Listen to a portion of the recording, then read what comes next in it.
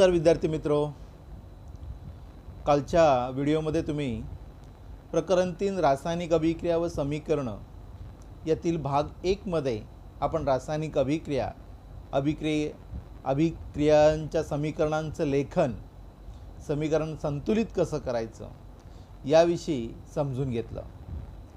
आजच्या या भाग 2 मध्ये आपण रासायनिक अभिक्रियांचे वेगवेगळे प्रकार, त्या रासायनिक अभिक्रियांचा वेग वाढवणारे काही घटक, रासायनिक अभिक्रियेच्या वेगावर परिणाम करणारे घटक यासारख्या संकल्पना समजून घेणार आहोत।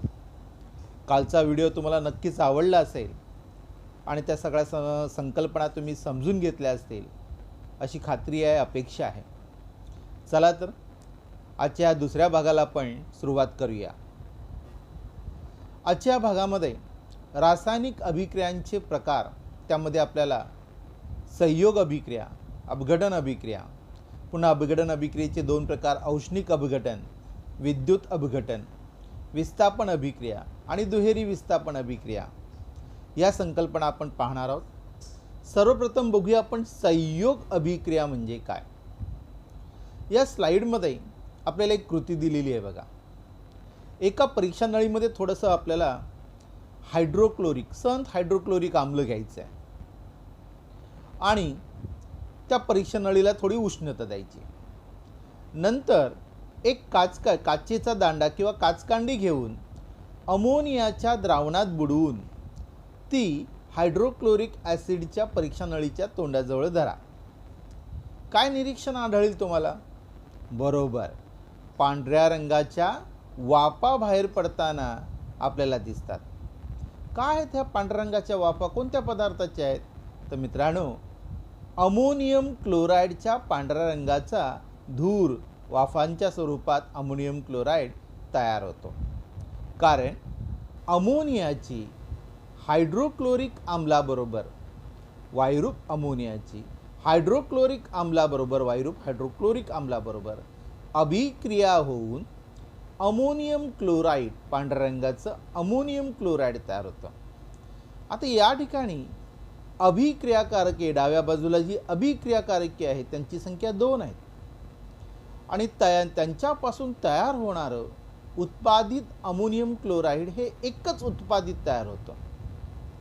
म्हणजे 2 किंवा अधिक अभिक्रियाकारकांपासून एकच उत्पादित जर मिळत असेल तर त्या अभिक्रियेला आपण म्हणणार संयोग अभिक्रिया। अमोनियाचं रासायनिक सूत्र लिहिलं आहे NH3, त्याची अभौतिक अवस्था वायुरूप लिहिलेली आहे। HCl म्हणजे हायड्रोजन क्लोराईड, भौतिक अवस्था वायुरूप आपण लिहिलेली आहे।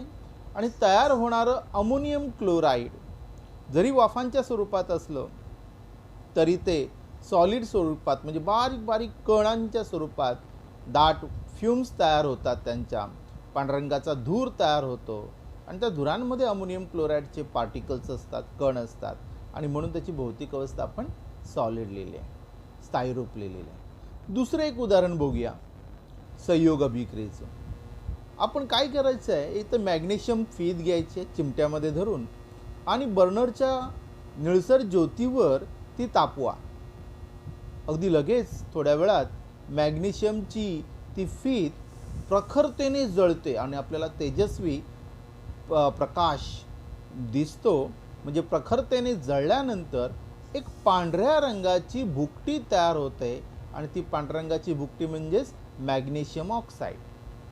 म्हणजे मॅग्नेशियमला हवेत जाळलं तर हवेतील ऑक्सिजन बरोबर त्याचा संयोग होतो। इथे 2 अभिक्रियाकारके आहेत आणि तयार होणारं उत्पादित मात्र एकच आहे। 2 अभिक्रियाकारकांपासून मॅग्नेशियम आणि ऑक्सिजन या 2 अभिक्रियाकारकांचा संयोग होऊन एकच उत्पादित मॅग्नेशियम ऑक्साईडचं तयार होतं। त्यानंतर आणखी एक उदाहरण घेऊया। एका चंचुपात्रामध्ये थोडंसं पाणी घ्या आणि त्याच्यामध्ये चुनकळीचे काही खडे, म्हणजे कॅल्शियम ऑक्साईडचे काही खडे टाका। तुम्हाला असं दिसून येईल कॅल्शियम ऑक्साईड आणि पाणी यांचा रासायनिक संयोग होऊन कॅल्शियम हायड्रॉक्साईड हे उत्पादित मिळतं आणि चंचू पात्र आपल्याला थोडं गरम झालेलं दिसतं, कारण या अभिक्रियेमध्ये उष्णता निर्माण होते, बाहेर टाकली जाते. इथे कॅल्शियम ऑक्साईड आणि पाणी या दोन अभिक्रियाकारकांपासून केवळ एकच उत्पादित मिळतं, म्हणून या अभिक्रियेला संयोग अभिक्रिया असं म्हटलं जातं. ज्या रासायनिक अभिक्रियेमध्ये दोन किंवा अधिक अभिक्रियाकारकांपासून जर एकच उत्पादित मिळत असेल, अशा रासायनिक अभिक्रियेला संयोग अभिक्रिया असं म्हटलं जातं. चला विद्यार्थी मित्रो, आता आपण अभिक्रियेचा दुसरा प्रकार पाहणार आहोत, ते म्हणजे अपघटन, डिकम्पोजिशन रिॲक्शन. अपघटन या शब्दाचं जर आपण पृथक्करण केलं किंवा विभाजन केलं तर अपघटन म्हणजे विघटन, वेगळे होणे, साधे पदार्थ तयार होणे. एखाद्या जटिल संयुगाचं साध्या घटकात जेव्हा आपण पृथक्करण करतो, विभाजन करतो, साधे घटक वेगळे होतात एखाद्या जटिल घटकापासून, तर त्याला अपघटन अभिक्रिया असं म्हटलं जातं. आता इथे काय करायचं आहे, तर एका बाष्पन पात्रामध्ये थोडीशी साखर घ्या, एक कृती करा छोटीशी. पहिलं उदाहरण बघूया आपण. साखर तुम्ही सगळ्यांनी पाहिलीच असेल. साखरेचं रासायनिक सूत्र आहे C12H22O11. आणि आता साखर घेतलेल्या त्या बाष्पन पात्राला उष्णता द्या. काय निरीक्षण दिसून येईल तुम्हाला? थोड्या वेळानंतर बाष्पन पात्रामध्ये काळा पदार्थ शिल्लक राहतो आणि पाण्याची वाफ बाहेर पडताना दिसते. म्हणजेच या साखरेचं उष्णतेने साध्या दोन पदार्थात विभाजन झालं. कार्बन मिळाला जो बाष्पन पात्रामध्ये शिल्लक आहे आणि पाण्याची वाफ बाहेर पडताना दिसते. म्हणजेच एका अभिक्रियाकारकांपासून दोन किंवा अधिक साधे उत्पादित तयार झाले किंवा उत्पादित मिळाले, आणि म्हणून या अभिक्रियेला अपघटन अभिक्रिया म्हणतात. विद्यार्थी मित्रो, इथे जर आपण निरीक्षण केलं तर साखरेला उष्णता दिल्यानंतरच तिचे साध्या पदार्थामध्ये उत्पादितांमध्ये रूपांतर झालं, साधे घटक वेगळे झाले. म्हणून या अपघटन प्रकाराला औष्णिक अपघटन असं म्हटलं जातं, जे उष्णतेमुळे घडून येते. आणखी एक उदाहरण बघूया. आता या आकृतीचं निरीक्षण करा. इथे काय केलेलं आहे बघा. एका परीक्षा नळीमध्ये कॅल्शियम कार्बोनेट घेतलेलं आहे, म्हणजे चुनखडी CaCO3. कॅल्शियम कार्बोनेटचे तुकडे घेऊन त्या परीक्षा नळीला वायुवाहक नळी असलेलं रबरीबूज बसवा.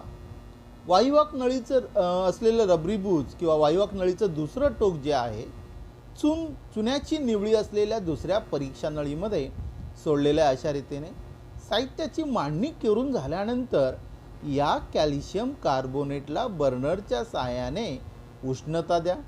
आणि काय होतं निरीक्षण करा. जेव्हा आपण उष्णता देतो त्यावेळी एक रंगहीन वायू या परीक्षा नळीतून बाहेर पडतो.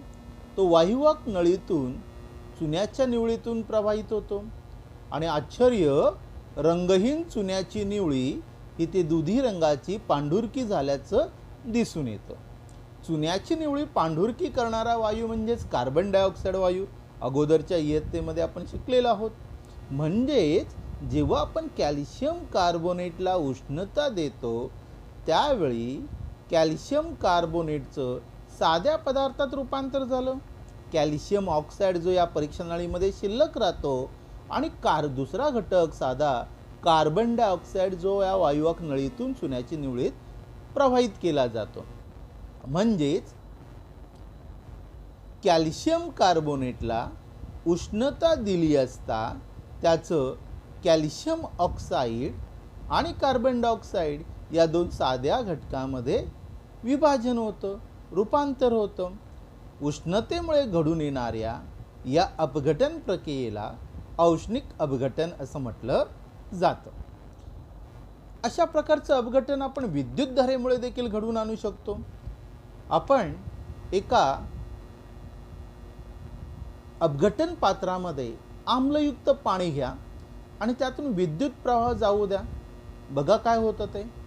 अपघटन पात्रातील 2 इलेक्ट्रोड जवळ वायूचे बुडबुडे येताना दिसतात. आपल्याला असं दिसून येतं, परीक्षा जर आपण त्या मुक्त होणाऱ्या वायूची परीक्षा घेतली तर कॅथोड पाशी आपल्याला हायड्रोजन वायू जमा झालेला दिसतो, तर ॲनोड पाशी आपल्याला ऑक्सिजन वायू जमा झालेला दिसतो. म्हणजेच पाणी ज्या 2 घटकांपासून बनलेलं असतं, हायड्रोजन आणि ऑक्सिजन, जेव्हा त्या आम्लयुक्त पाण्यातून आपण विद्युतधारा प्रवाहित करतो, पाणी या संयुगाचं साध्या 2 घटकामध्ये विभाजन होतं. पाणी या संयुगापासून आपल्याला 2 साधे घटक वेगळे होतात, हायड्रोजन आणि ऑक्सिजन. विद्युतधारेमुळे घडून येणाऱ्या अपघटनाला विद्युत अपघटन असं म्हटलं जातं. विद्युत अपघटनाचे उदाहरण विद्यार्थी मित्र नक्कीच लक्षात ठेवा, कारण अपघटन म्हणजे काय, अपघटन अभिक्रियेचे 2 प्रकार उदाहरणासह स्पष्ट करा, असा प्रश्न आपल्याला परीक्षेमध्ये विचारला जाऊ शकतो. त्यावेळी औष्णिक अपघटन आणि विद्युत अपघटन ही 2 उदाहरणं आपल्याला देणं गरजेचं आहे. त्याच्यानंतर अभिक्रियेचा तिसरा प्रकार आपण वळणार आहोत, तो म्हणजे विस्थापन अभिक्रिया. विद्यार्थी मित्रो, यासाठी आपण एक छोटीशी कृती करायची, अगदी सहज. तुम्ही देखील करू शकता. प्रयोगशाळेमध्ये फक्त कॉपर सल्फेटचं निळ्या रंगाचं द्रावण घेऊन त्याच्यामध्ये एक लोखंडी खिळा टाका. काय दिसून येईल?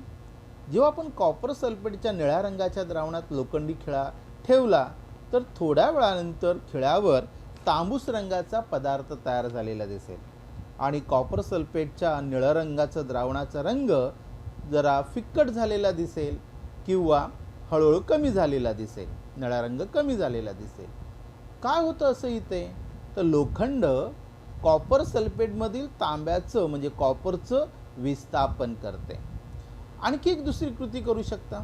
एका परीक्षा नळीमध्ये तुम्ही कॉपर सल्फेटचं द्रावण घ्या आणि त्या कॉपर सल्फेटच्या द्रावणामध्ये जस्ताची पूड टाका. काय दिसून येईल तुम्हाला? तर कॉपर सल्फेटचा निळा रंग नाहीसा होऊन रंगहीन द्रावण तयार झालेलं दिसतं. म्हणजेच कॉपर सल्फेटमधील कॉपरचं जस्तामुळे विस्थापन होऊन झिंक सल्फेट हे रंगहीन द्रावण तयार होतं आणि कॉपरचं विस्थापन झालेलं असतं. म्हणजेच जर एखाद्या संयुगातील कमी क्रियाशील असणाऱ्या मूलद्रव्याच्या आयनांची जागा दुसरं जास्त क्रियाशील मूलद्रव्य स्वतः आयन बनून घेते आणि नवीन संयुग तयार होतं, त्या क्रियेला विस्थापन अभिक्रिया म्हणतात. या ठिकाणी कॉपर सल्फेटमधील कॉपरपेक्षा जस्त किंवा आयन ही धातू मूलद्रव्य अधिक क्रियाशील असल्या कारणाने इथे कॉपर आणि कॉपरचं जस्त आणि आयन यांच्यामार्फत विस्थापन होतं आणि त्यामुळे नवीन संयुग तयार होतं. कॉपर सल्फेटचा निळा रंग नाहीसा होतो. अशा अभिक्रियेला विस्थापन अभिक्रिया असं म्हटलं जातं. हे उदाहरण तुम्हाला लक्षात ठेवणं गरजेचं आहे. विस्थापन अभिक्रिया म्हणजे काय, एक उदाहरण देऊन स्पष्ट करा, अशा स्वरूपाचा प्रश्न या टॉपिकवर विचारला जाऊ शकतो. विद्यार्थी मित्रो, या ठिकाणी तिसरा प्रकार जो आहे दुहेरी विस्थापन अभिक्रिया, चौथा प्रकार आहे दुहेरी विस्थापन अभिक्रिया. दुहेरी विस्थापन अभिक्रियेचं आपण एक उदाहरण पाहिलं होतं की आपण सोडियम क्लोराईडच्या द्रावणाबरोबर सिल्वर नायट्रेटच्या द्रावणाची अभिक्रिया केली होती आणि त्यावेळी आपल्याला पांढऱ्या रंगाचा अवक्षेप तयार झाल्याचं दिसून आलं होतं आणि तो पांढऱ्या रंगाचा अवक्षेप म्हणजे सिल्वर क्लोराईडचा. काय होतं या ठिकाणी, जेव्हा आपण सोडियम क्लोराईडच्या द्रावणामध्ये हे सिल्वर नायट्रेटचं द्रावण मिसळतो त्यावेळी या 2 संयुगातील आयनांची, सोडियम क्लोराईडमध्ये इथे बघा सोडियमचे आयन आहे, क्लोराईडचे ऋण आयन आहेत, सिल्वर नायट्रेटच्या द्रावणामध्ये सिल्वरचे धन आयन आहेत, नायट्रेटचे ऋण आयन आहेत. जेव्हा ही 2 द्रावणं आपण एकमेकांत मिसळतो त्यांच्यामध्ये रासायनिक अभिक्रिया होऊन या धन आणि ऋण आयनांची अदलाबदल होते. म्हणजे सोडियम क्लोराईडमधील धन सोडियम आयन सिल्वर नायट्रेटमधील ऋण नायट्रेट आयनांबरोबर संयोग पावतो, तर सिल्वर नायट्रेटमधील हा सिल्वरचा धन आयन, सिल्वरचे धन आयन सोडियम क्लोराईडमधील क्लोराईड या ऋण आयनांबरोबर संयोग पावतो. परिणामी सिल्वर क्लोराईडचा पांढरा अवक्षेप तयार होतो आणि सोडियम नायट्रेटचं जलीय द्रावण तयार होतं. दुहेरी विस्थापन अभिक्रियेमध्ये एक अवक्षेप तयार होतोच होतो. अशा रीतीने NaCl प्लस AgNO3 देते NaNO3 प्लस AgCl पांढरा अवक्षेप. अशा स्वरूपात आपण ही अभिक्रिया लिहू शकतो. इथे घटकांची अदलाबदल होऊन अवक्षेप तयार होतो, म्हणून या अभिक्रियेला दुहेरी विस्थापन अभिक्रिया असं म्हटलं जातं. विद्यार्थी मित्रो, आणखी एक आपण दुहेरी विस्थापनाची अभिक्रिया या ठिकाणी पाहूया. आणि अशा स्वरूपात तुम्हाला हे स्लाइडवर जे दिसतंय काही प्रश्न विचारलेले आहेत त्या अभिक्रियेच्या संदर्भात, असा प्रश्न देखील परीक्षेत विचारला जाऊ शकतो. बेरियम सल्फेटच्या द्रावणात पोटॅशियम क्रोमेट द्रावण मिसळले, तर तुम्हाला मिळणाऱ्या निरीक्षणावरून खालील प्रश्नांची उत्तरे द्या. पहिला प्रश्न विचारला जाईल, तयार झालेल्या अवक्षेपाचा रंग कोणता? दुसरा प्रश्न विचारला जाईल, अवक्षेपाचे नाव लिहा. तिसरा प्रश्न विचारला जाईल, अभिक्रियेचे संतुलित समीकरण लिहा आणि अभिक्रियेचा प्रकार लिहा. अशा प्रकारचे विविध प्रश्न तुम्हाला विचारले जाऊ शकतात. तर आपण पाहूया, या ठिकाणी पहिलं संयुग आहे बेरियम सल्फेट. बेरियम सल्फेट मध्ये बेरियम धन आयन आहेत, तर सल्फेट ऋण आयन आहे. तर दुसरं संयुग आहे पोटॅशियम क्रोमेट. यामध्ये पोटॅशियम धन आयन आहेत, तर क्रोमेट ऋण आयन आहेत. जेव्हा या दोन संयुगांची दोन द्रावणं आपण एकत्र करतो, त्यांच्यामध्ये रासायनिक अभिक्रिया घडून येताना बेरियम सल्फेटमधील बेरियम धन आयन पोटॅशियम क्रोमेटमधील क्रोमेट या ऋण आयनांबरोबर संयोग होऊन बेरियम क्रोमेटचा अवक्षेप तयार करतो आणि पोटॅशियम सल्फेट म्हणजे पोटॅशियम क्रोमेटमधील पोटॅशियम धन आयन आणि बेरियम सल्फेटमधील सल्फेट ऋण आयन यांचा संयोग होऊन पोटॅशियम सल्फेटचं जलीय द्रावण तयार होतं. अशा रीतीने या ठिकाणी घटकांची अदलाबदल होते, आयनांची अदलाबदल होते. बेरियम क्रोमेट हा अवक्षेप तयार होतो. आता या अवक्षेपाचा रंग आपल्याला पिवळा मिळतो, म्हणजे पिवळ्या रंगाचा अवक्षेप तयार होतो. त्या अवक्षेपाचं नाव बेरियम क्रोमेट असणार. रासायनिक समीकरण लिहायला सांगितलं तर ते अशा स्वरूपात आपण लिहिणं गरजेचं आहे. पोटॅशियम क्रोमेट, बेरियम सल्फेट, घटकांची अदलाबदल होऊन बेरियम क्रोमेट अवक्षेप पिवळ्या रंगाचा तयार होतो आणि पोटॅशियम सल्फेट हे ॲक्वस सोल्युशन तयार होतं. आता इथे घटकांची अदलाबदल होऊन अवक्षेप तयार होतो आणि त्यामुळे या अभिक्रियेला विस्थापन अभिक्रिया असं म्हटलं जातं. अशा स्वरूपात प्रश्न विचारला जाण्याची शक्यता असू शकते किंवा शक्यता असते. विद्यार्थी मित्रो, जरा पुढच्या टॉपिककडे आपण आता वळूया. अगदी इंटरेस्टिंग काही गोष्ट आहे बघा. इथे काही प्रक्रिया दिलेल्या आहेत. प्रक्रिया आणि अभिक्रिया बघा, शब्द प्रक्रिया आणि अभिक्रिया, प्रोसेस अँड रिॲक्शन. सर्वसाधारणपणे आपण याचा एकच अर्थ मांडतो, परंतु रसायनशास्त्र केमिस्ट्रीमध्ये यांना जरा भिन्न स्वरूप दिलेलं आहे. आणि ते भिन्न स्वरूप का आहे, भिन्न अर्थाने हे शब्द का वापरतात, कसे वापरतात, याचं स्पष्टीकरण आपण या ठिकाणी पाहणार आहोत. इथे उष्माग्राही प्रक्रिया सर्वप्रथम बघूया आपण. बर्फ वितळतं. बर्फ वितळतं म्हणजे काय होतं? बर्फ केव्हा वितळतं?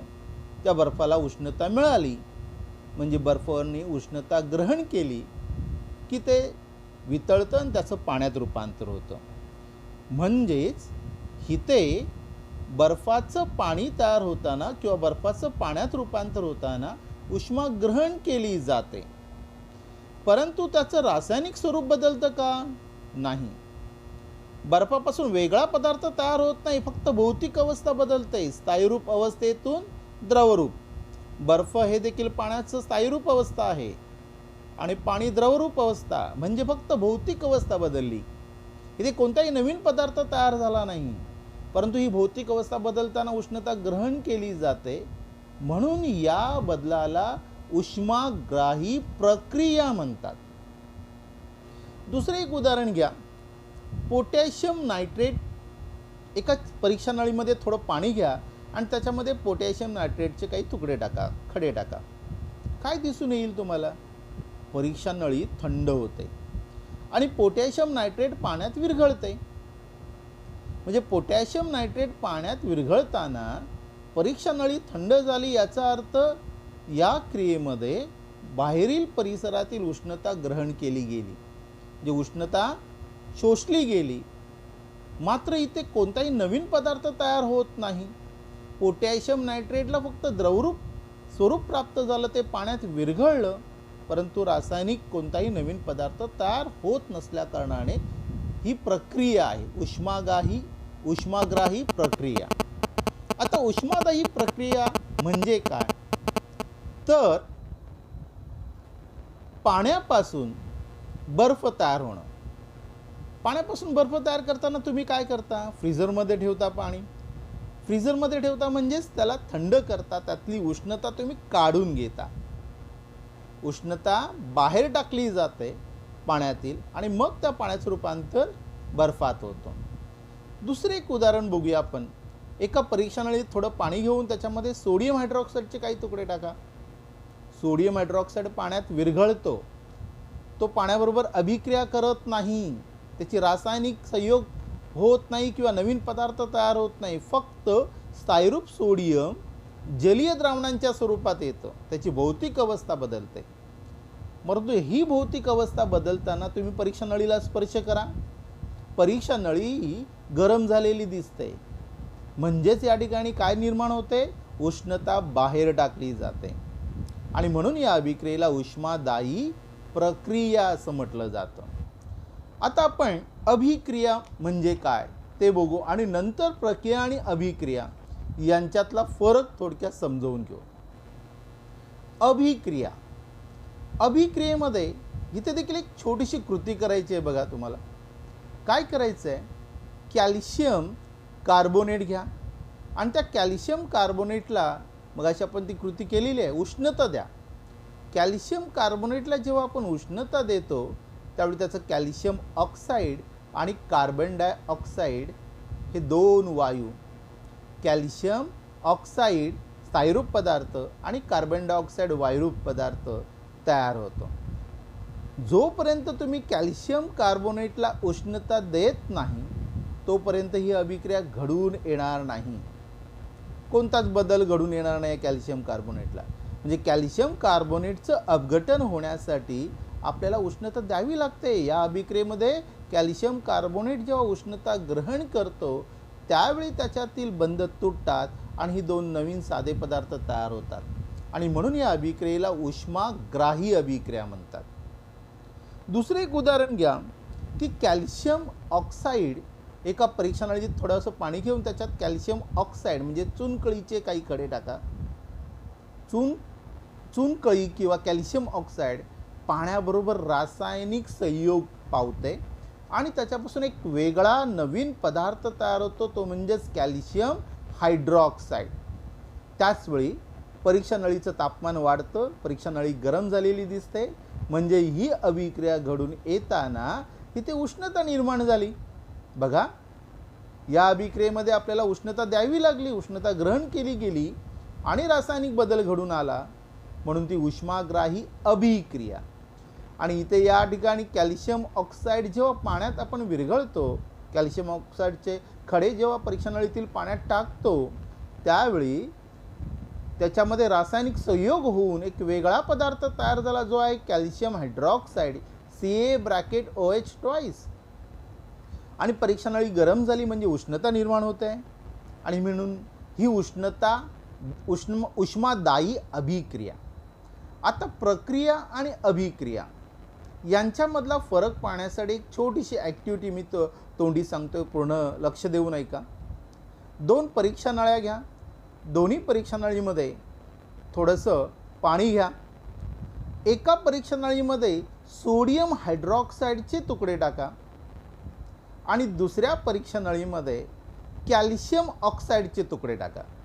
बघा, पहिल्या परीक्षा नळीमध्ये मी सोडियम हायड्रॉक्साईडचे तुकडे टाकले. सोडियम हायड्रॉक्साईड पाण्यात विरघळलं, पाण्याबरोबर त्याचा संयोग झाला नाही, पाण्यात ते विरघळलं आणि सोडियम हायड्रॉक्साईडचं जलीय द्रावण तयार झालं. परीक्षा नळी गरम झाली म्हणजे उष्णता निर्माण होते. ती उष्मादायी प्रक्रिया झाली. दुसऱ्या परीक्षा नळीमध्ये आपण पाण्यामध्ये कॅल्शियम ऑक्साईड चुनकळी टाकले. इथे देखील कॅल्शियम ऑक्साईडचा पाण्याबरोबर संयोग झाला, ते विरघळलं नाही, फक्त तर संयोग झाला आणि नवीन पदार्थ तयार झाला. नवीन संघटन असलेला पदार्थ इथे आपल्याला मिळतो, कॅल्शियम हायड्रॉक्साईड. आणि इथे देखील उष्णता निर्माण होते, परीक्षा नळी गरम होते. ही झाली उष्मादायी अभिक्रिया. सोडियम हायड्रॉक्साईडचं पाण्यात विरघळणं ही उष्मादायी प्रक्रिया आहे. तिथे कोणताही नवीन पदार्थ तयार झाला नाही, फक्त सोडियम हायड्रॉक्साईडचं स्थायीरूप अवस्थेतून ॲक्वस जलीय द्रावणाच्या स्वरूपात रूपांतर झालं. तर दुसऱ्या उदाहरणामध्ये कॅल्शियम ऑक्साईडचा पाण्याबरोबर संयोग होऊन नवीन पदार्थ तयार होतोय, कॅल्शियम हायड्रॉक्साईड, आणि उष्णता निर्माण होते. ही झाली उष्मादायी अभिक्रिया.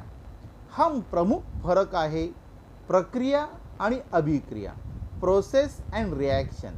प्रक्रियेमध्ये फक्त भौतिक गुणधर्म बदलतात, अभिक्रियेमध्ये नवीन संघटन असलेला नवीन पदार्थ तयार होतो, रासायनिक अभिक्रिया घडून येते आणि वेगळ्या गुणधर्माचा पदार्थ तयार होतो. हा फरक निश्चित लक्षात ठेवणं गरजेचं आहे. यानंतर सगळ्यात महत्त्वाचा आपण टॉपिक सुरू करणार आहोत, तो म्हणजे रासायनिक अभिक्रियेचा दर. रासायनिक अभिक्रियेचा दर म्हणजे नक्की काय? तर आपल्या सभोवताली विद्यार्थी मित्रो अनेक अभिक्रिया घडून येत असतात, अनेक बदल घडून येत असतात. यातले काही बदल जर आपण निरीक्षण केलं तर सावकाश घडून येतात, काही बदल अगदी जलद गतीने घडून येतात. उदाहरणार्थ, आपण जर एखादा स्फोटक पेटवला, तत्काळ स्फोट होतो. आम्लारीबरोबर होणारी अभिक्रिया तत्काळ घडून येते. पण दुधाचं दही होण्यासाठी काही कालावधी लागतो. म्हणजे आईने आज दुधाचं दही होण्यासाठी ठेवलं तर आपल्याला ते दही उद्या मिळणार, लगेच 10 मिनिटात, 5 मिनिटात किंवा काही सेकंदात दही तयार होतं असं होत नाही, वेळ लागतो. लोखंडाची एखादी वस्तू, नवीन वस्तू लगेच उघडी ठेवली तर लगेच ते गंजत नाही, त्याला काही कालावधी जावा लागतो. म्हणजे काही अभिक्रिया घडून येण्यासाठी वेळ लागतो आणि काही अभिक्रिया मात्र जलद गतीने घडून येताना दिसतात. म्हणजेच या अभिक्रियांचे आपण जलद घडून येणाऱ्या अभिक्रिया आणि सावकाश घडून येणाऱ्या अभिक्रिया म्हणजेच मंद अभिक्रिया आणि शीघ्र अभिक्रिया असे 2 प्रकारात वर्गीकरण करू शकतो. मग आता हा अभिक्रियेचा जो दर असतो, म्हणजे अभिक्रिया घडून येण्यासाठी एकक कालावधीमध्ये किती कालावधीमध्ये अभिक्रिया घडून येतोय, तो कालावधी, तो स्पीड, तो अभिक्रियेचा वेग, या वेगावर परिणाम करणारे काही घटक आपण आता या पुढच्या टॉपिकमध्ये अभ्यासणार आहोत. पहिला घटक आहे रासायनिक अभिक्रियेच्या दरावर परिणाम करणारा, तो म्हणजेच अभिक्रियाकारकांचे स्वरूप. स्वरूप म्हणजेच काय? तर आपण कोणते अभिक्रियाकारक रासायनिक अभिक्रियेमध्ये वापरतो आहोत. इथे एक उदाहरण दिलेलं आहे. ॲल्युमिनियम आणि जस्त या 2 धातूंच्या भुकटी घ्या किंवा पावडर घ्या आणि त्यांच्यावर विरल हायड्रोक्लोरिक आम्लाची अभिक्रिया करा. म्हणजे 2 परीक्षा नळ्या घ्या, ए आणि बी अशा 2 परीक्षा नळ्या आपण घेतल्यात. एका परीक्षा नळीमध्ये ॲल्युमिनियमची भुकटी घेतली, दुसऱ्या परीक्षा नळीमध्ये जस्ताची पूड घेतली किंवा भुकटी घेतली आणि दोन्ही परीक्षा नळीमध्ये सारख्याच सहंतीचं विरल हायड्रोक्लोरिक ॲसिड सारख्याच प्रमाणात टाकलं. दोन्ही परीक्षा नळीचं निरीक्षण करा. काय दिसतं तुम्हाला? तर आपल्याला असं दिसून येईल, पहिल्या परीक्षा नळीमध्ये, ज्या परीक्षा नळीमध्ये आपण ॲल्युमिनियम टाकलेलं आहे, ॲल्युमिनियमची भुकटी वापरलेली आहे, त्या परीक्षा नळीमध्ये येणाऱ्या वायूचे बुडबुड्यांचं प्रमाण अधिक आहे. आपल्याला माहिती आहे, धातूंची विरल हायड्रोक्लोरिक आम्लाबरोबर अभिक्रिया झाल्यानंतर हायड्रोजन वायू मुक्त होतो, मग ते बुडबुडे हायड्रोजन वायूचे असतात. तर पहिल्या परीक्षा नळीमध्ये, म्हणजे ज्या परीक्षा नळीमध्ये आपण ॲल्युमिनियम धातूची भुकटी वापरलेली आहे, त्या परीक्षा नळीमधून येणाऱ्या वायूंची बुडबुडे अधिक असतात. तर जास्ताच्या धातू वापरलेल्या परीक्षा नळीतून कमी वायूचे बुडबुडे येताना दिसतात. यावरून आपण निष्कर्ष काढू शकतो की अभिक्रियेचा वेग जो आहे तो ॲल्युमिनियम बरोबर हायड्रोक्लोरिक आम्लाच्या अभिक्रियेचा वेग जस्ताबरोबर घडून येणाऱ्या हायड्रोक्लोरिक आम्लाच्या अभिक्रियेच्या वेगापेक्षा अधिक आहे. कारण ॲल्युमिनियम आणि जस्त हे भिन्न धातू आहेत, त्यांचं स्वरूप वेगळं आहे.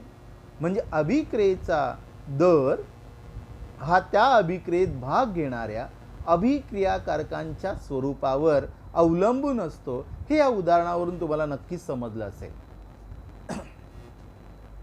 त्याच्यानंतर दुसरा जो आपण प्रकार बघणार आहोत, म्हणजे घटक बघणार आहोत, तो म्हणजे अभिक्रियाकारकांच्या कणांचा आकार, size of the particles of reactant. अभिक्रियाकारकांच्या कणांचा आकार.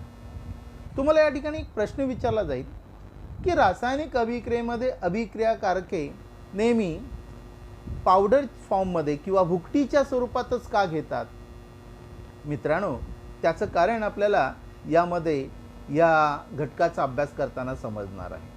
त्यासाठी एक कृती करूया. एक 2 परीक्षा नळ्यामध्ये सारख्याच वजनाचं 6 बादी फरशीचे तुकडे आणि चुरा घ्या. म्हणजे 2 परीक्षा नळ्या घ्या, नेहमीप्रमाणे ए आणि बी. एका परीक्षा नळीला नाव द्या ए परीक्षा नळी आणि दुसरीला नाव दिलं आपण बी परीक्षा नळी. ए परीक्षा नळीमध्ये मी 6 बादी फरशीचे तुकडेच घेतले आणि बी परीक्षा नळीमध्ये तेवढ्याच वजनाची 6 बादी फरशीचे तुकड्यांची पावडर घेतली, म्हणजे चुरा घेतला. आणि दोन्ही परीक्षा नळीमध्ये प्रत्येकी 10 ml मी HCl म्हणजे हायड्रोक्लोरिक आम्ल टाकलं आणि निरीक्षण केलं कोणत्या परीक्षा नळीमध्ये अभिक्रिया कशा स्वरूपात घडून येतं. दोन्ही परीक्षा नळींचं निरीक्षण केल्यानंतर आपल्याला असं दिसून येतं की ए परीक्षा नळीमध्ये वायूचे बुडबुडे कमी येत आहेत, बी परीक्षा नळीमध्ये मात्र वायूचे बुडबुडे जलद गतीने येताना दिसतात. वायूचे बुडबुडे येतात म्हणजे नक्की कोणत्या वायूचे बुडबुडे येतात? आपल्याला अगोदरच माहित आहे की 6 बादी फरशीवर हायड्रोक्लोरिक आम्ल टाकलं तर कार्बन डायऑक्साईड वायू मुक्त होतो, म्हणजे ते बुडबुडे कार्बन डायऑक्साईड वायूचे आहेत. मग ए परीक्षा नळीमध्ये कमी बुडबुडे येतात म्हणजे कमी कार्बन डायऑक्साईड निर्माण झाला, म्हणजे तिथे रासायनिक अभिक्रियेचा वेग कमी आहे. बी परीक्षा नळीमध्ये अधिक बुडबुडे येत आहेत म्हणजे अधिक कार्बन डायऑक्साईड निर्माण झाला, म्हणजे रासायनिक अभिक्रियेचा वेग त्या ठिकाणी जास्त आहे. असं का? तर आपण बी परीक्षा नळीमध्ये काय घेतलेलं आहे? 6 बादी फरशीचा म्हणजे कॅल्शियम कार्बोनेटचा चुरा घेतलेला आहे. जेवढा कणांचा आकार लहान तेवढा रासायनिक अभिक्रियेमध्ये भाग घेणारा अभिक्रियाकारकांचा पृष्ठभाग अधिक उपलब्ध असतो आणि जेवढा पृष्ठभाग अधिक उपलब्ध तेवढा रासायनिक अभिक्रियेचा वेग जास्त. आणि म्हणून विद्यार्थी मित्र, अभिक्रिया रासायनिक अभिक्रिया करताना अभिक्रियाकारक मुख्यतः भुकटींच्या स्वरूपात वापरली जातात. म्हणजे अभिक्रियेचा रासायनिक अभिक्रियेचा दर हा अभिक्रियाकारकांच्या कणांच्या आकारावर अवलंबून असतो. जेवढा कणांचा आकार लहान तेवढा रासायनिक अभिक्रियेचा वेग जास्त असल्याचं आपल्याला दिसून येईल. तिसरा घटक आहे रासायनिक अभिक्रियेच्या वेगावर परिणाम करणारा, तो म्हणजे अभिक्रियाकारकांची सहनती. आता काय करा, विरल आणि सहंत हायड्रोक्लोरिक आम्लाची कॅल्शियम कार्बोनेटच्या भुकटीवर होणारी अभिक्रिया अभ्यासा आणि काय दिसून येतं बघा. साहजिकच सहंत हायड्रोक्लोरिक आम्ल ज्या कॅल्शियम कार्बोनेटवर टाकलेलं आहे ती कॅल्शियम कार्बोनेटची भुकटी तात्काळ नष्ट झाली, अभिक्रिया अगदी जलद घडून आली, कारण तिथे आम्ल आपण सहंत वापरलेला आहे. तिथे हायड्रोक्लोरिक आम्लांची सहनती अधिक आहे आणि म्हणून अभिक्रियाकारके जर सहन स्वरूपात घेतली तर अभिक्रियेचा वेग वाढतो. अभिक्रियेचा रासायनिक अभिक्रियेचा वेग हा त्या अभिक्रियेत भाग घेणाऱ्या अभिक्रियाकारकांच्या सहनतीवर अवलंबून असतो, हे या उदाहरणावरून आपल्याला समजून येईल. चौथा आणि महत्त्वाचा घटक आहे तो म्हणजेच अभिक्रियेचे तापमान.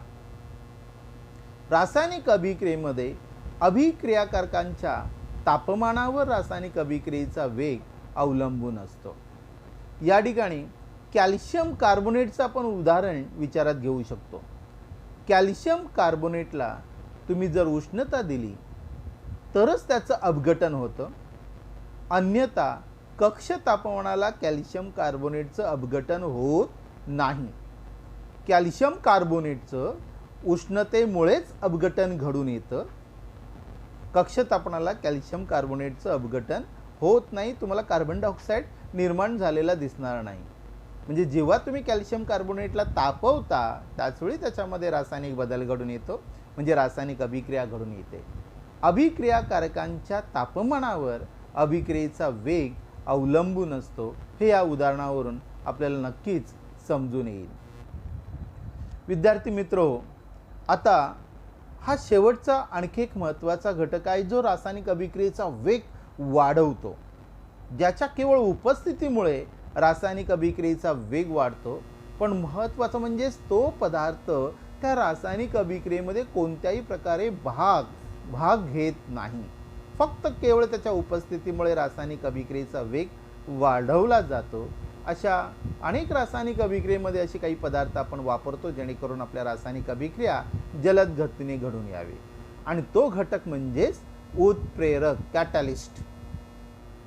आता या ठिकाणी त्यासाठी कृती आपण अभ्यासूया आणि मग उत्प्रेरकाच्या सहाय्याने कसा रासायनिक अभिक्रियेचा वेग वाढतो हे या उदाहरणावरून तुम्हाला नक्कीच समजून येईल.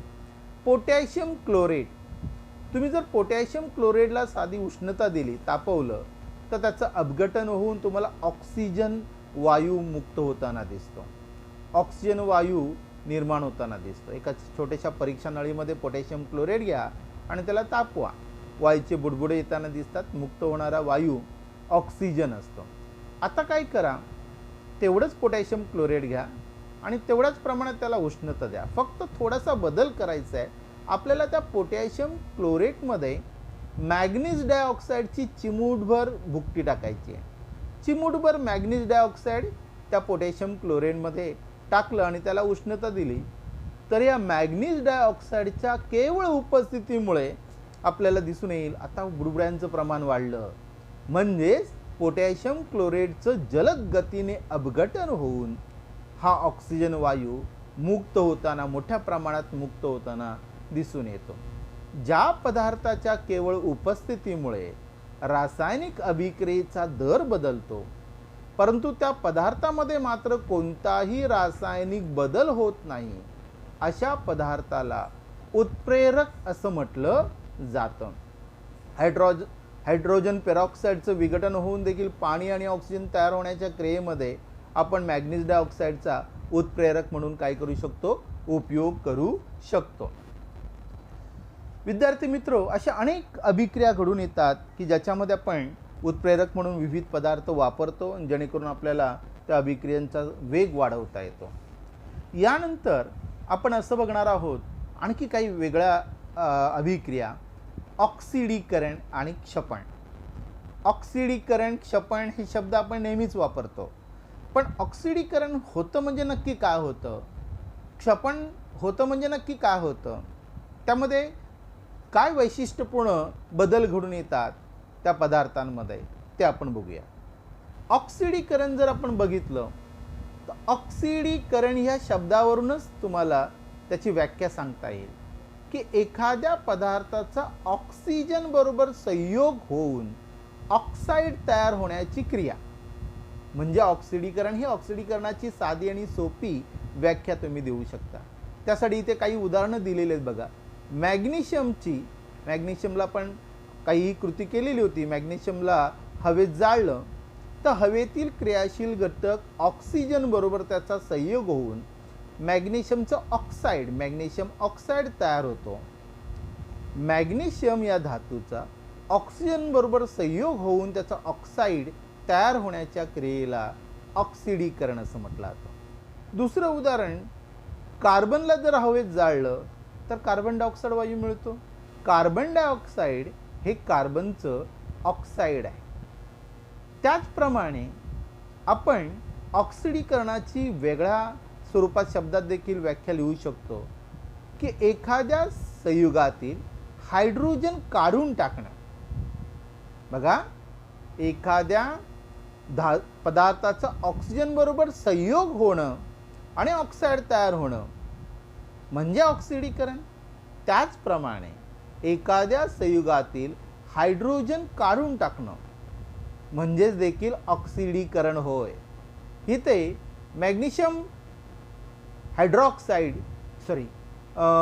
हायड्रेटमधून हायड्रोजन वायू वेगळा झाला बघा, आणि हायड्रोजन वेगळा झाल्यानंतर फक्त मॅग्नेशियम मिळालंय.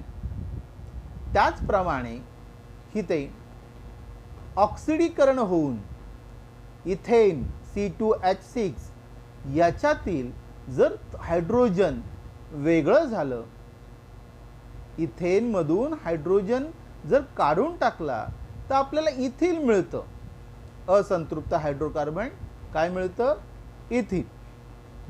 इथेनचं इथिनमध्ये रूपांतर होणं म्हणजेच हायड्रोजन काढून टाकणं या क्रियेला देखील ऑक्सिडीकरण असं म्हटलं. ही वेगवेगळी उदाहरणं आहेत ऑक्सिडीकरणाची. म्हणजेच थोडक्यात व्याख्या देऊ शकतो आपण, ज्या रासायनिक अभिक्रियेत अभिक्रियाकारकांचा ऑक्सिजन बरोबर संयोग होणं किंवा ज्या रासायनिक अभिक्रियेत अभिक्रियाकारकांपासून हायड्रोजन काढून टाकणं, निघून जाणं आणि उत्पादित मिळणं या अभिक्रियेला ऑक्सिडीकरण अभिक्रिया असं म्हटलं जातं. आता या ऑक्सिडीकरण अभिक्रिया घडून आणण्यासाठी देखील काही पदार्थ मुद्दामहून वापरले जातात. अशा पदार्थांना, काही रासायनिक पदार्थांना ऑक्सिडक असं म्हटलं जातं. आता ते एक उदाहरण बघूया आपण. इथे इथिल अल्कोहोल घेतलेला आहे, C2H5OH, CH3CH2OH म्हणजे C2H5OH हा इथिल अल्कोहोल आहे. या इथिल अल्कोहोलला जर पोटॅशियम डायक्रोमेट, आम्लयुक्त पोटॅशियम डायक्रोमेटच्या सानिध्यात त्याचं ऑक्सिडीकरण, बघा ऑक्सिडीकरण होतं, म्हणजेच पोटॅशियम डायक्रोमेट नवजात ऑक्सिजन इथिल अल्कोहोलला देतो आणि त्याचं रूपांतर ॲसिटिक आम्लामध्ये किंवा ॲसिटिक ॲसिडमध्ये होतं. अशा रीतीने या ऑक्सिडीकरण अभिक्रियेमध्ये पोटॅशियम, आम्लयुक्त पोटॅशियम डायक्रोमेट हा पदार्थ ऑक्सिजन पुरवतो, म्हणून त्याला ऑक्सिडक असं म्हटलं जातं किंवा ऑक्सिडंट असं म्हटलं जातं. म्हणजे असे काही पदार्थ जे ऑक्सिडंट म्हणून वापरले जातात. आणखी काही आपण अभिक्रिया बघूया की ऑक्सिडंट म्हणून कोणते पदार्थ वापरले जातात ते पाहूया. Potassium dichromate, potassium permanganate, hydrogen peroxide, ozone हे पदार्थ रासायनिक अभिक्रिया घडून येताना ऑक्सिजन प्रोव्हाइड करतात, ऑक्सिजन पुरवतात आणि ऑक्सिडीकरण प्रक्रिया घडवून आणतात, म्हणून त्यांना ऑक्सिडक असं म्हटलं जातं. ओझॉन, ओझॉनचं अपघटन होऊन ऑक्सिजन आणि नवजात ऑक्सिजन तयार होतो. हा नवजात ऑक्सिजन एखाद्या संयुगाचं ऑक्सिडीकरण करण्यासाठी कारणीभूत ठरतो. हायड्रोजन पेरॉक्साईडचं पाणी आणि नवजात ऑक्सिजन यामध्ये अपघटन होतं. तयार झालेला नवजात ऑक्सिजन काय करतो? त्या एखाद्या संयुगाचं, एखाद्या पदार्थाचं ऑक्सिडीकरण घडवून आणतो. त्याचप्रमाणे पोटॅशियम डायक्रोमेटची ही अभिक्रिया दाखवलेली आहे. इथे नवजात ऑक्सिजन जे तयार होतात ते ऑक्सिडीकरणाची अभिक्रिया घडवून आणतात आणि म्हणून हे सगळे पदार्थ ओझॉन, हायड्रोजन पेरॉक्साईड, आम्लयुक्त पोटॅशियम डायक्रोमेट, पोटॅशियम परमॅंगनेट आम्लयुक्त हे सगळे ऑक्सिडक म्हणून भूमिका निभावतात आणि अभिक्रियेचं ऑक्सिडीकरण घडवून आणतात. त्याच्यानंतर दुसरी अभिक्रिया आपण बघणार आहोत ती म्हणजे क्षपण अभिक्रिया. विद्यार्थी मित्र हो, क्षपण अभिक्रिया ही अगदी ऑक्सिडीकरण अभिक्रियेच्या विरुद्ध घडून येते. म्हणजेच ऑक्सिडीकरण अभिक्रियेमध्ये काय होतं, ऑक्सिजनचा संयोग होतो किंवा हायड्रोजन रिमूव्ह होतो, काढून टाकला जातो. क्षपण अभिक्रियेमध्ये अगदी उलट होतं. क्षपण अभिक्रियेमध्ये हायड्रोजनचा एखाद्या धातू अधातू किंवा एखाद्या पदार्थाचा हायड्रोजन बरोबर संयोग होऊन उत्पादित तयार होतं, त्या क्रियेला क्षपण म्हणतात. त्याचप्रमाणे किंवा एखाद्या संयुगातून ऑक्सिजन काढून टाकणं म्हणजे देखील क्षपण अभिक्रिया.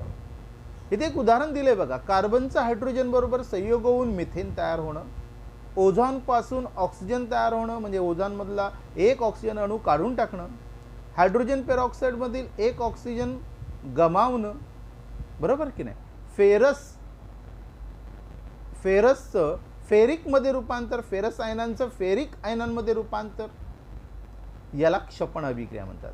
इथे फेरस आयन इलेक्ट्रॉन काय करतात, गमावतात आणि फेरिक मध्ये त्याचं रूपांतर होतं. त्या अभिक्रियेला क्षपण अभिक्रिया असं म्हटलं जातं. ही एक गोष्ट लक्षात ठेवायची. आता अशा काही अभिक्रिया घडून येतात विद्यार्थी मित्र हो, की त्या अभिक्रियांमध्ये दोन्ही ऑक्सिडीकरण आणि क्षपण या दोन्ही अभिक्रिया एकाच वेळी घडून येतात. अशा काही रासायनिक अभिक्रिया आपल्या अभ्यासायच्या आहेत किंवा आपल्याला अभ्यासण्यासाठी आहेत की त्या रासायनिक अभिक्रियेमध्ये एका अभिक्रियकारकाचं ऑक्सिडीकरण होतं, त्याचवेळी दुसऱ्या अभिक्रियाकारकाचं क्षपण घडून होतं.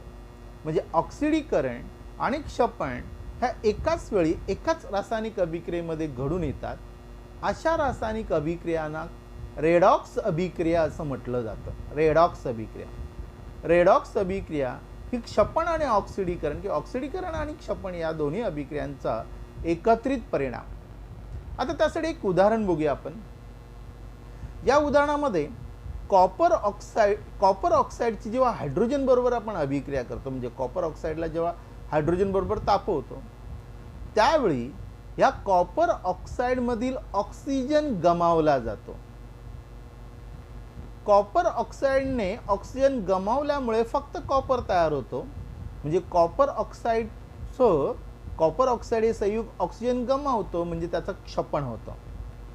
तर हा ऑक्सिजन या हायड्रोजन बरोबर संयोग पावतो आणि हायड्रोजनचं ऑक्साईड तयार होतं. म्हणजे हायड्रोजनचं ऑक्सिडीकरण झालं तर कॉपर ऑक्साईड या अभिक्रियाकारकाचं क्षपण झालं. या रासायनिक अभिक्रियेमध्ये ऑक्सिडीकरण आणि क्षपण या दोन्ही अभिक्रिया घडून येतात आणि म्हणून या अभिक्रियेला रेडॉक्स अभिक्रिया असं म्हटलं जातं. रेडॉक्स अभिक्रियेचं आणखी काही उदाहरणं आपण बघूया या ठिकाणी. इथे हायड्रोजन सल्फाइडची सल्फर डायऑक्साइड बरोबर अभिक्रिया दर्शवलेली आहे रासायनिक समीकरणाने. या ठिकाणी काय होतं बघा, हा जो सल्फर डायऑक्साइड आहे, हा सल्फर डायऑक्साइड ऑक्सिजन गमावतो आणि फक्त सल्फर तयार होतो उत्पादितांमध्ये. म्हणजे सल्फर डायऑक्साइड हा अभिक्रियाकारक ऑक्सिजन गमावतो म्हणजे त्याचं क्षपण होतं. तर हायड्रोजन बरोबर ऑक्सिजनचा संयोग होऊन पाण्याचा रेणू तयार होतो. म्हणजे इथे हायड्रोजनचं काय होतं, हायड्रोजनचं ऑक्सिडीकरण होतं आणि सल्फर डायऑक्साईडचं क्षपण होतं आणि म्हणून या अभिक्रियेला रेडॉक्स अभिक्रिया असं म्हटलं जातं. ऑक्सिडीकरण आणि क्षपण ह्या अभिक्रिया आपण वेगळ्या स्वरूपात देखील सांगू शकतो बघा. अणूवरील किंवा आयनांवरील धनप्रभार जेव्हा वाढतो म्हणजे ऋणप्रभार कमी होतो, धनप्रभार वाढला म्हणजे ऋणप्रभार कमी झाला, तर त्या अभिक्रियेला ऑक्सिडीकरण म्हणतात.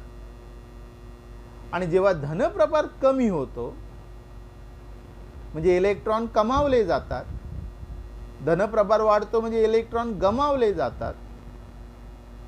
धनप्रभार जेव्हा कमी होतो आणि ऋणप्रभार वाढतो, इलेक्ट्रॉन कमावण्याची क्रिया, त्या अभिक्रियेला म्हणतात क्षपण अभिक्रिया. इथे आयनचं ऑक्सिडीकरण होऊन आयन ऑक्साईड, त्याचं आणखी ऑक्सिडीकरण झालं तर फेरिक ऑक्साईड. इलेक्ट्रॉन समजा काय झाला, धनप्रभार कमी झाला म्हणजे इलेक्ट्रॉन कमावले तर परत क्षपण होतं, त्याने आणखी इलेक्ट्रॉन कमावले तर शेवटी आणखी क्षपण होणार, आयनमध्ये रूपांतर होतं. ही अभिक्रिया तुम्हाला कदाचित विचारली जाऊ शकते परीक्षेमध्ये. आपण आणखी पुढच्या टॉपिककडे वळणार आहोत, ते म्हणजे क्षरण.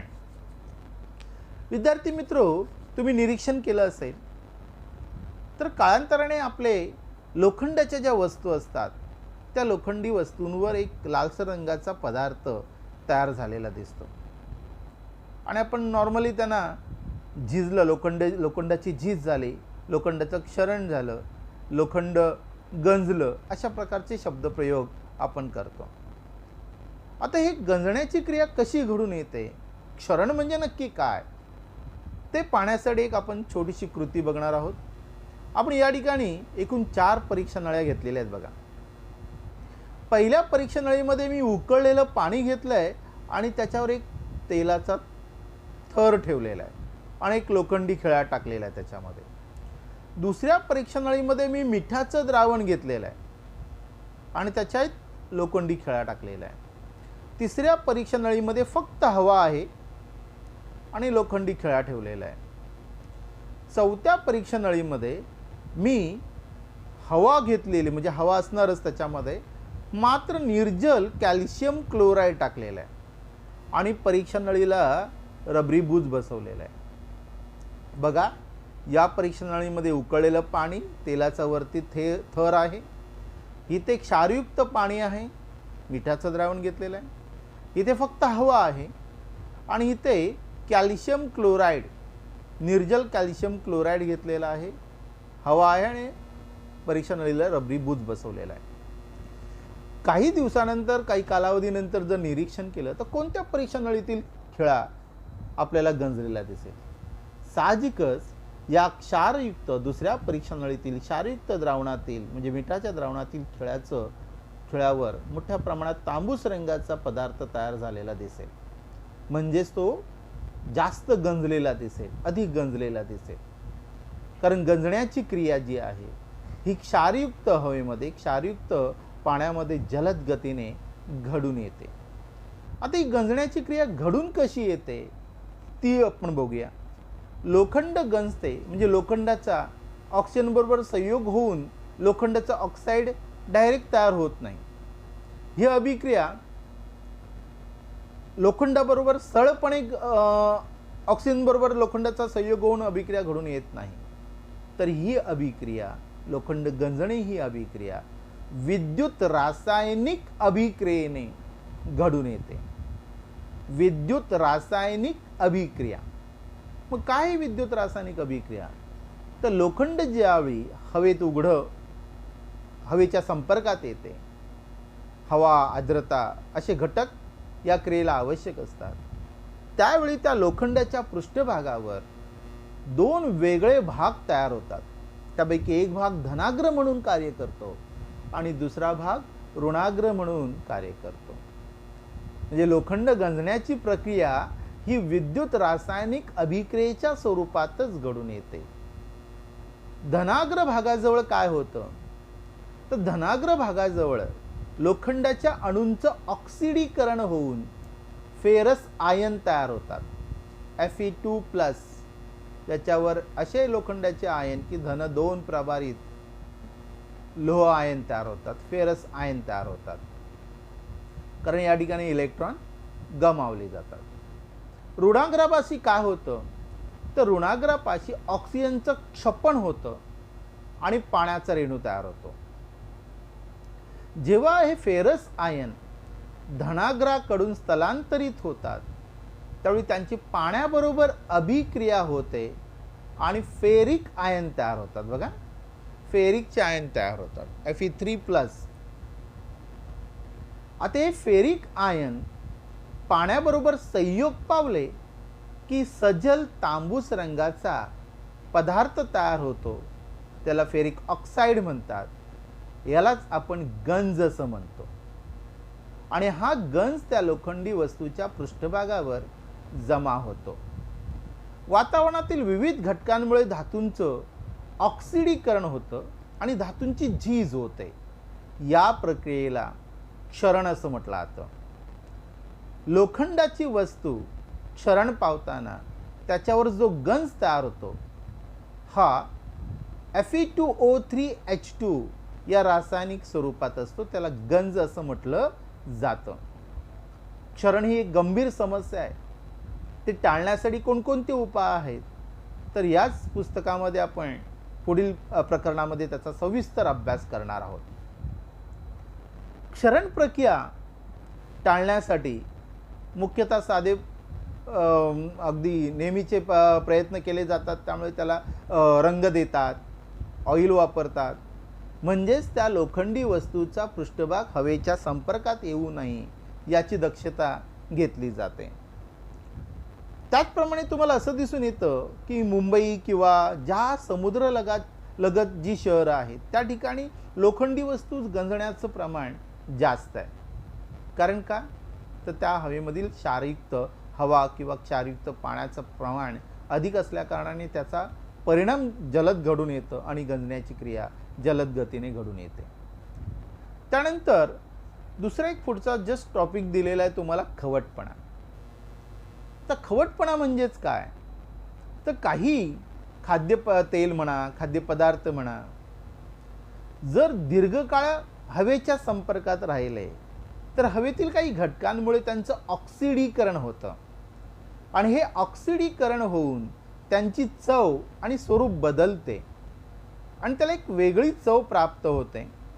त्यांच्यामध्ये काही रासायनिक बदल घडून येतात, त्यालाच खवटपणा असं म्हटलं जातं. उदाहरणार्थ तेल, तूप जर योग्य दक्षता न घेता दीर्घकाळ आपण साठवून ठेवलं, तळलेले पदार्थ दीर्घकाळ आपण साठवून ठेवले, तर त्यांचं ऑक्सिडीकरण होऊन त्यांच्या चवीमध्ये स्वरूपामध्ये बदल होतो आणि त्या बदलांनाच खवटपणा असं म्हटलं जातं.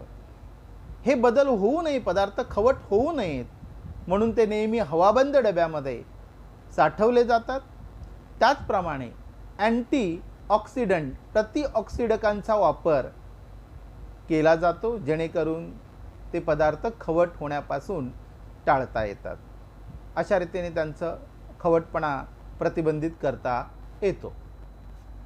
विद्यार्थी मित्रहो, या प्रकरणातील ज्या विविध कन्सेप्ट आहेत, संकल्पना आहेत, त्या आपण थोडक्यात समजून घेतलेल्या आहेत. बोर्ड एक्झाममध्ये परीक्षेमध्ये या प्रकरणामध्ये साधारण कोणत्या स्वरूपाचे प्रश्न विचारले जाऊ शकतात याविषयी थोडक्यात आपण बघूया. मी काही प्रश्न उदाहरणादाखल, परंतु ते अतिशय महत्त्वाचे आहेत. या प्रकरणासाठी हे मी काढलेले प्रश्न परीक्षेच्या दृष्टिकोनातून अतिशय महत्त्वाचे आहेत, त्यामुळे ते विचारपूर्वक सोडून ठेवा, पूर्ण करून ठेवा. तर साधारणतः वस्तुनिष्ठ प्रश्न जो पहिला प्रश्न फर्स्ट ए फर्स्ट बी मध्ये विचारला जातो ते काय येतील या प्रकरणावर, तर बघा, CuSO4 plus Fe, FeSO4 plus Cu ही अभिक्रिया टिंब प्रकारची आहेत. म्हणजेच पर्याय दिलेले आहेत, ते पर्याय योग्य पर्याय निवडायचे. आता आपल्याला इथे माहिती आहे की Fe कॉपर सल्फेटमधील लोखंड कॉपर सल्फेटमधील कॉपरचं विस्थापन करते, म्हणजे ही अभिक्रिया विस्थापनाची आहे. हा पर्याय इथे योग्य राहील. फेरस सल्फेटचे फेरिक सल्फेटमध्ये रूपांतर होणे ही अभिक्रिया टिंब आहे. बघा, फेरस सल्फेटचे इथे काय केलं, इलेक्ट्रॉन गमावणे. इलेक्ट्रॉन गमावणे म्हणजे ऑक्सिडीकरण, ही ऑक्सिडीकरणाची अभिक्रिया आहे. KNO3 प्लस H2 अधिक उष्णता, म्हणजे पोटॅशियम नायट्रेट पाण्यात जेव्हा विरघळतं त्यावेळी उष्णता शोषली जाते. इथे मी अभिक्रियाकारकांच्या बाजूला उष्णता लिहिलेली आहे, अधिक उष्णता, म्हणजे या अभिक्रियेमध्ये उष्मा ग्रहण केला जातोय आणि साहजिकच मी ही अभिक्रिया काय होऊ शकते, उष्मादायी अभिक्रिया, उष्माग्राही अभिक्रिया, कारण इथे उष्णता ग्रहण केला जातोय. क्वेश्चन फर्स्ट बी मध्ये या प्रकरणावर साधारणतः या प्रकारचे प्रश्न काही विचारले जातात, ते आता थोडक्यात बघूया. पहिला प्रकार विचारला जाईल, अभिक्रियेचा प्रकार ओळखा. तुम्हाला एक अभिक्रिया अशी रासायनिक समीकरणाच्या स्वरूपात दिलेली आहे आणि मग या अभिक्रियेचा प्रकार ओळखायचा आहे. इथे एकाच संयुगाचं दोन साध्या घटकात विभाजन झालेलं आहे, रूपांतरण झालेलं आहे आणि म्हणून ही अभिक्रिया ही अपघटन अभिक्रिया. अपघटन अभिक्रिया. इथे जर त्रिकोण दर्शवला असेल किंवा उष्णता लिहिली असेल तर तुम्ही अधिक माहितीपूर्ण औष्णिक अपघटन असंही लिहू शकता. अभिक्रिया पूर्ण करा. CaCO3 दर्शवते टिंबटिंब अधिक टिंबटिंब. म्हणजे ते काय, कॅल्शियम कार्बोनेटचं औष्णिक अपघटन होऊन तयार कोणती उत्पादिते तयार होतात ते आपल्याला पूर्ण करून लिहायची आहेत. साहजिकच इथे CaO कॅल्शियम ऑक्साईड आणि इथे येणार CO2 कार्बन डायऑक्साईड. तुम्हाला या प्रकरणावर चूक की बरोबर ते लिहा. वनस्पती तेलापासून वनस्पती तूप तयार करणे ही क्षपण अभिक्रिया आहे. विधान बघा, वनस्पती तेलापासून वनस्पती तूप तयार करणं ही क्षपण अभिक्रिया. क्षपण अभिक्रियेमध्ये आपण बघितलं की जेव्हा एखाद्या संयुगाचा हायड्रोजन बरोबर संयोग होतो तर त्या अभिक्रियेला क्षपण अभिक्रिया म्हणतात. आपण वनस्पती तेलाचं हायड्रोजनीकरण करून वनस्पती तूप तयार करतो. म्हणजे वनस्पती तेलाला 60°C तापमानाला निकेल उत्प्रेरकाच्या सान्निध्यात हायड्रोजन बरोबर तापवलं की आपल्याला वनस्पती तूप मिळतं. म्हणजे तेल, वनस्पती तेलामध्ये हायड्रोजनचं समावेशन होतं आणि त्यामुळे हे विधान बरोबर आहे. जेव्हा आपण ती संकल्पना पूर्ण अभ्यासलेली असेल, समजून घेतलेली असेल, त्यावेळी अशा प्रकारचे क्वेश्चन जरी आले, प्रश्न जरी आले 1 गुणांसाठी वस्तुनिष्ठ प्रश्न, तर ते आपण सोडवू शकतो. इथे सहसंबंध लिहा म्हणून दाखवलंय बघा. NaOH पाणी, उष्मादायी अभिक्रिया. CaO पाणी. आता कदाचित इथे गाळांतर विचारलं जाईल, मी इथे उत्तरही लिहिलेलं आहे. गाळांतर असेल तर ती उष्मादायी प्रक्रिया आहे. उष्मादायी इथे गाळांतर दिलं जाईल तुम्हाला. ही बरोबर आहे, CaO पाणी अधिक उष्मादायी प्रक्रिया. परंतु NaOH अधिक पाणी उष्मादायी अभिक्रिया आणि CaO अधिक पाणी, इथे तुम्हाला गाळांतर विचारलं जाईल. जे गाळांतर आहे उष्मादायी प्रक्रिया. काय येणार इथे, उष्मादायी अभिक्रिया, आणि इथे आलं पाहिजे होतं प्रक्रिया. इथे प्रक्रिया का, तर NaOH पाणी याची रासायनिक अभिक्रिया होऊन रासायनिक अभिक्रिया न होता NaOH पाण्यात विरघळतं आणि उष्णता निर्माण होते. फक्त भौतिक बदल घडून येते. म्हणून इथे अभिक्रिया मी इथे चुकून लिहिलेलं आहे, जरा हे कन्सिडर करा. इथे प्रक्रिया पाहिजे आणि इथे गाळांतर तुम्हाला येणार आहे उष्मादायी अभिक्रिया. CaO अधिक पाणी, CaOH ट्वाइस हा वेगळा पदार्थ इथे तयार होतो, म्हणून ती उष्मादायी अभिक्रिया. थोडंसं करेक्शन मात्र इथे नक्कीच करा. फक्त नाव द्या, पेयजलाच्या शुद्धीकरणासाठी कोणता ऑक्सिडक वापरतात. फक्त नाव द्यासाठी विचारलं जाईल. पोटॅशियम परमॅंगनेट, हायड्रोजन पेरॉक्साईड यासारखा कोणतं एक नाव तुम्ही लिहू शकता. ऑक्सिडक म्हणून या पदार्थांचा उपयोग केला जातो. विद्यार्थी मित्रहो, या प्रकरणामध्ये दुसऱ्या प्रश्नामध्ये शास्त्रीय कारण विचारलं जाऊ शकतं, फरक विचारला जाऊ शकतो, रासायनिक अभिक्रिया विचारले जाऊ शकतात. अशा स्वरूपाचे प्रश्न इथे विचारले जाऊ शकतात. खाद्यतेल दीर्घकाळ साठवण्यासाठी हवाबंद डब्यात ठेवतात. खाद्यतेलाचं ऑक्सिडीकरण होऊ नये आणि त्याला खवटपणा येऊ नये म्हणून खाद्यतेले दीर्घकाळ साठवताना नेहमी हवाबंद डब्यात ठेवतात. कारण हवाबंद डब्यात ठेवल्यानंतर हवेशी त्याचा संपर्क येत नाही. हवेतील ऑक्सिजन बरोबर त्याचा संयोग होऊन त्याचा ऑक्सिडीकरण होऊन खवटपणा प्रक्रिया घडून येत नाही. फरशीचे तुकडे HCl मध्ये नाहीसे व्हायला वेळ लागतो, पण फरशीचा चुरा मात्र लवकर नाहीसा होतो. रासायनिक अभिक्रियेचा वेग अभिक्रियाकारकांच्या कणांच्या आकारावर अवलंबून असतो. त्याचा संदर्भ घेऊन याचं उत्तर तुम्ही लिहायचं आहे. रासायनिक अभिक्रियेतील कोणत्या अभिक्रियाकारकांमध्ये क्षपण आणि ऑक्सिडीकरण घडून येतं. Ag2Ag2O 4Ag O2. आता या अभिक्रियाकारकांमधील ऑक्सिजन वेगळा झाला बघा, म्हणजे ही क्षपण अभिक्रिया आहे. तर 2Mg + O2 2MgO. इथे मॅग्नेशियमचा ऑक्सिजन बरोबर संयोग होतो आणि ऑक्साईड तयार होत आहे, म्हणून ही अभिक्रिया ऑक्सिडीकरणाची आहे. कॉपर सल्फेटच्या द्रावणात लोखंडी चुरा टाकला तर रासायनिक समीकरण लिहा. CuSO4 प्लस Fe देते FeSO4 प्लस Cu. अशा स्वरूपात ती समीकरण तुम्ही इथे लिहिणं गरजेचं आहे. फरक लिहा, शपण, ऑक्सिडीकरण. किमान 2 मुद्दे या ठिकाणी लिहायचे आहेत. व्याख्या लिहा, उष्मादायी अभिक्रिया, ज्या रासायनिक अभिक्रियेत उष्णता बाहेर टाकली जाते, निर्माण होते, त्या अभिक्रियेला उष्मादायी अभिक्रिया असं म्हटलं जातं. व्याख्या देताना ती संकल्पना पूर्णतः स्पष्ट झाली पाहिजे आणि एखादं उदाहरण दिलं तर ते अधिक संयुक्तिक ठरेल. अशा रीतीने हा दुसरा प्रश्न आपल्याला इथे सोडवायचा आहे. या प्रकरणामध्ये तिसऱ्या प्रश्नामध्ये तुम्हाला अशा स्वरूपाचे प्रश्न विचारले जाऊ शकतात.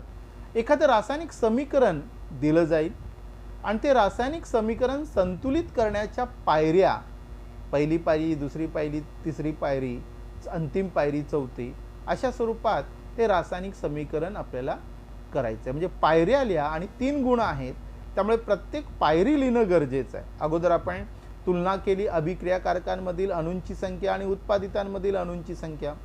नंतर तुलना करून कोणत्या अणूचं अगोदर संतुलन करायचं आहे, कोणत्या मूलद्रव्याच्या अणूचं, त्यासाठी आपण तो तक्ता तयार केला, ती पायरी, दुसरी पायरी. अंतिम पायरीमध्ये ते समीकरण पूर्ण माहितीपूर्ण कसं लिहायचं, म्हणजे त्यांच्या भौतिक अवस्था, वायू असेल तर वायू दर्शवणारा बाण, उध्वगामी बाण, अशा सगळ्या त्या पायऱ्यांचा वापर करून त्या पायऱ्या निर्देशित करणं गरजेचं आहे, तरच पूर्ण मार्क्स या ठिकाणी मिळतील. पुढा प्रश्न विचारला जातो की पुढील समीकरण अभ्यासणं आणि प्रश्न सोडवा. तुम्हाला असं एक रासायनिक समीकरण दिलं जाईल.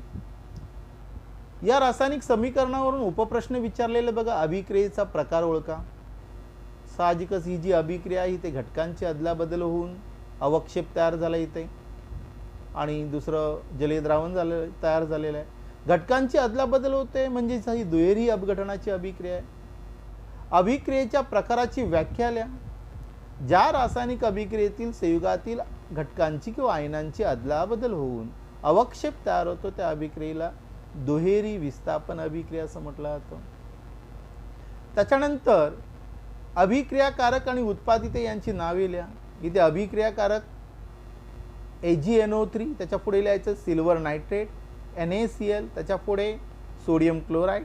त्याच्यानंतर उत्पादित AgCl, सिल्वर क्लोराईड, पांढरा अवक्षेप लिहिला तर अधिक उत्तम, NaNO3, सोडियम नायट्रेट, त्यांची नावं लिहायची आहेत.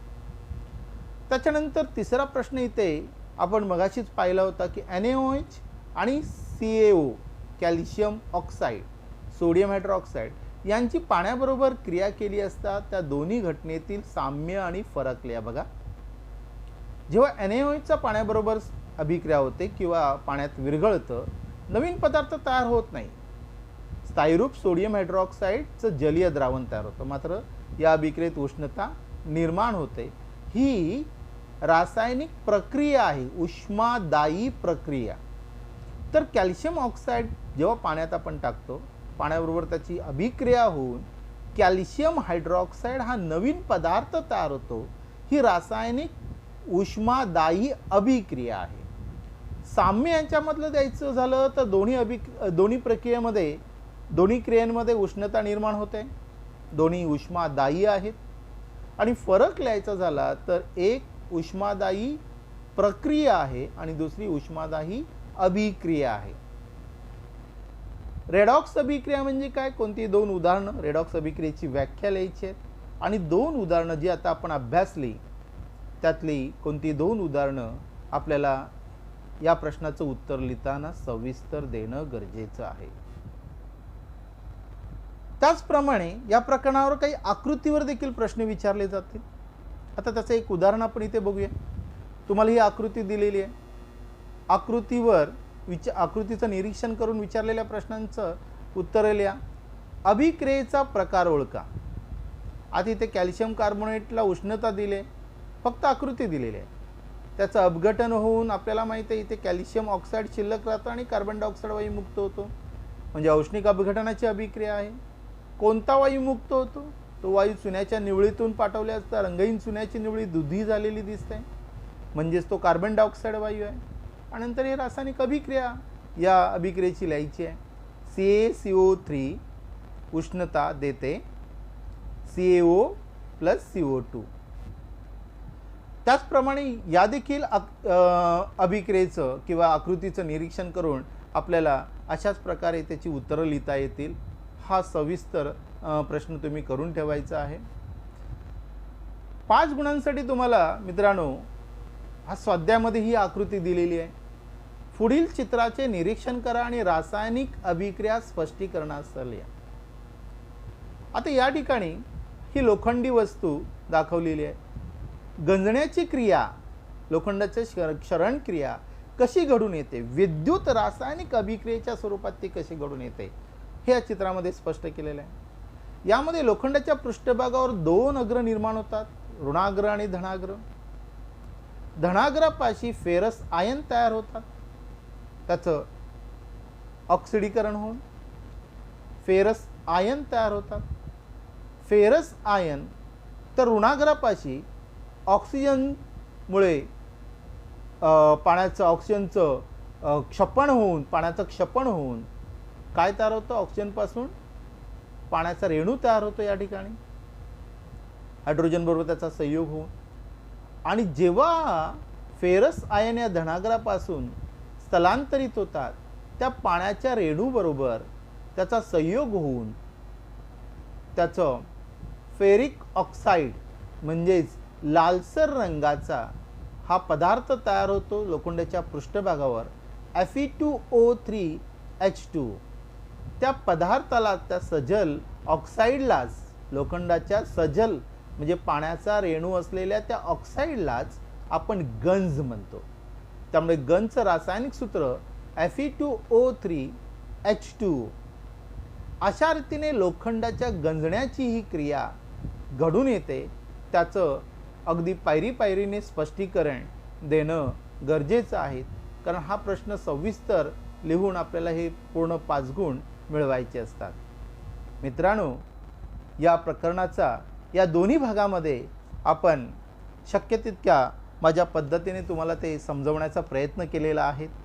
या प्रकरणावर कोणते प्रश्न मुख्यत्वे विचारले जातात आणि ते कोणते प्रश्न महत्त्वाचे आहेत ते देखील मी तुम्हाला या व्हिडिओमध्ये सांगितलेले आहेत. तुम्ही या सगळ्या संकल्पनांचा अगदी सखोल अभ्यास करा. पुन्हा पुन्हा हा व्हिडिओ पाहून त्या संकल्पना आपल्या दृढ करा. विचारलेले हे प्रश्न जे आहेत त्यांची उत्तरं वेगळ्या स्वरूपात तुमच्या भाषेमध्ये, तुमच्या स्वरूपात लिहून काढा आणि त्यांचा देखील सखोल अभ्यास करून हे प्रकरण नक्की तुम्ही चांगलं करून ठेवाल आणि यावर विचारले जाणारे गुण हे यामध्ये तुम्ही अगदी नक्की पैकीच्या पैकी गुण मिळवाल अशी माझी आता खात्री आहे. माझा हा व्हिडिओ तुम्हाला आवडला असेल तर नक्कीच माझा यूट्यूब चॅनल आहे संदीप शिंदे नावाने, तो तुम्ही सबस्क्राईब करा. म्हणजेच अनेक वेगळ्या संकल्पनांवर प्रत्यक्ष कृतीयुक्त असे व्हिडिओज आहेत त्याच्यामध्ये, ते तुम्हाला पाहता येतील आणि वेगवेगळ्या विज्ञान 1 या पुस्तकातील ज्या संकल्पना आहेत त्या समजून घेता येतील. धन्यवाद. नमस्कार मित्रांनो.